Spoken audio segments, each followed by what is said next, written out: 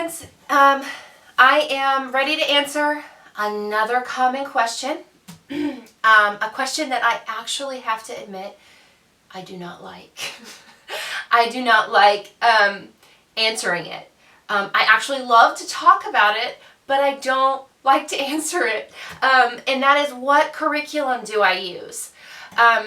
If it's somebody who I know has done homeschooling and they've dabbled around with different curriculums, I don't mind so much. But if it's somebody who's never dipped their toes in yet to different curriculums or researching curriculums, I'm so hesitant to answer, because I know what works for me might not work for you. I know that my approach might not work for other people. And so I'm hesitant to send somebody in a direction and they'd be like, oh, how and why? So anyway, looking back at my last video, I talked about not planning your day to a T. In my do not video, I talked about do not plan your day to a T. And people probably think that's crazy. Like, what? You're talking about your kids' education. How can you not plan your day? How do you not plan what you're doing with your kids? Well, I don't plan it based on day by day. I don't plan it based on the week even. I actually plan it based on the year. So at the beginning of the year, before I get started, I sit down and I think about what goals I have for each kid that year. And then I think about some ways we can work on those goals. But I'm not gauging my days on what assignments we completed. I'm gauging our entire year on, did we work on our goals for the year? A helpful tool that I have, and I recommend you get, or get something similar to this, there might be other books out there, is this book called Homelearning Year by Year. It's by Rupp. It has how to design a homeschool curriculum from preschool all the way through high school. So you can open it up and go to any grade, and you'll get an idea of things your child could be working on. And it might look different for every child. It doesn't mean you have to get this book and you have to do every single thing in every chapter. It gives you a guideline to follow in a gentle way instead of just structured to the T. And another book that I want to recommend, and I'm not sponsored or anything, these are just books that are helpful to me, okay? Another reason that I am so laid back and not in a hurry is because I see the proof in our way of doing things. I see that we're making progress. I see that my kids are growing and developing.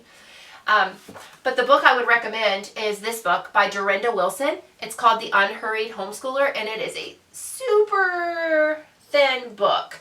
And I just wanted to share, I've recommended this book to so many people. Mind you, this is a woman who has 20 years of homeschool experience. She homeschooled her 8 children. So I think she knows a thing or two about it, okay?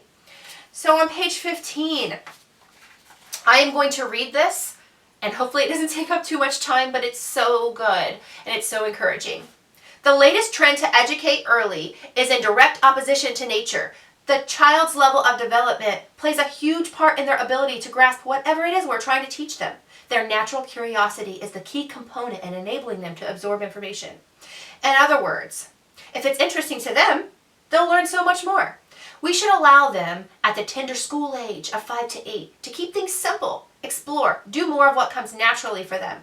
We can read books with them about things that pique their interest and listen as they tell us what they're learning along the way. This is called narration, and it's the equivalent of writing a report. But at this age, it's far more profitable because they are processing information on many levels without having to overcome the obstacle of writing.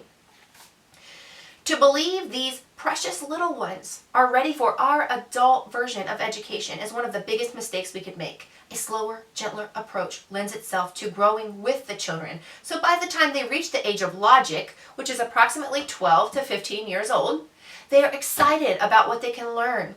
Suddenly, their learning takes off at warp speed, and it more than makes up for the slower start. In fact, studies show that in 2 to 3 years, A child can learn everything they need to know for success in high school and college. And the author actually says, let me say that again. 2 to 3 years of study can give your child everything they need to know for high school and college. 2 to 3 years. It reminds me of a word picture I referenced many times over the years. Let's say you want to dig post holes in Alaska. You have 2 choices. You can trudge outside every day in the winter, slowly chink away at the ice and snow, or you can wait for the spring thaw and get the hole dug in a fraction of the time. Children must be ready developmentally for what you are trying to teach them. Far too many standards for testing are not age appropriate. Children are expected to know more and more at younger ages, which unnecessarily sets them up for failure because their little brains are simply not developed enough for many of these concepts. Okay, so I hope that didn't take up too much of your time, but it's so good to know. 2 to 3 years. 2 to 3 years of sit-down work can get your kids ready for high school and college. So like that just goes against everything that we have learned, everything we went through if we went through a brick and mortar school, okay? And I'm not saying scrap everything, don't teach your children, just wait until you have 2 to 3 years to teach them. I'm just saying you have time and there's no rush. There's no rush to get there. You can slow down and see what is working for your child, and you can choose a curriculum based on that. You do not have to use whatever is working for your friends unless you think you look into it and you decide that it's something that really would fit your family's learning style or teaching style or whatever's going on in your home.